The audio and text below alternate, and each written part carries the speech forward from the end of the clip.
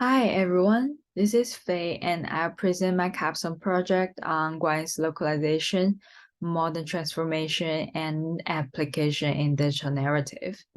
So here's a short overview.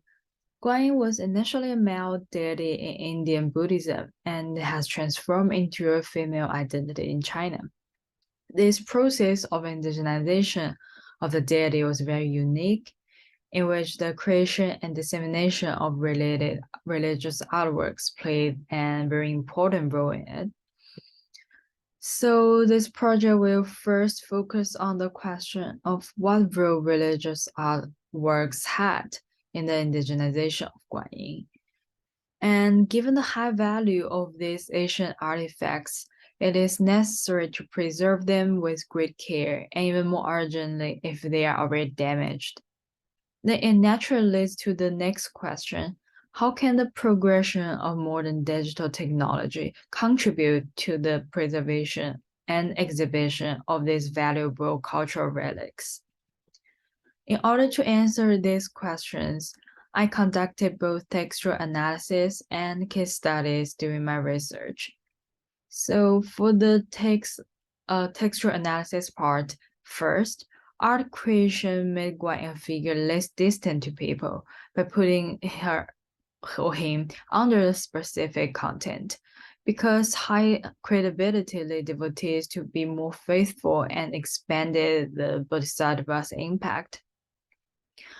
The indigenous artistic creation offer foundation and as well as inspirations for Guan's domestications. Like the image of Shiwang were the models for the creation of Guan's image at the first place. And artifacts such as hair embroideries made by Guan's female devotees are considered the materialization of women's religious devotion. They help to establish a strong relationship between the bodhisattva and the followers. Here are two of the cases I studied from the Center for the Art of East Asia of Chicago University.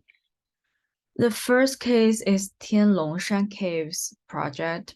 Many sculptures of Tianlongshan Caves are severely damaged or located outside China due to because they are taken for sale to international market.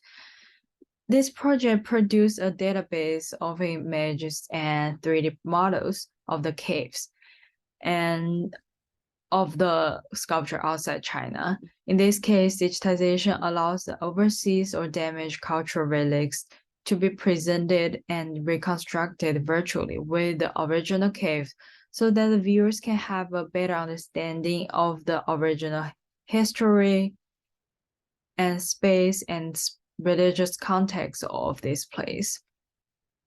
The second one is the East Asian scroll painting project. The focus of the project is hand scroll paintings, which are distinctive in their format and method of viewing.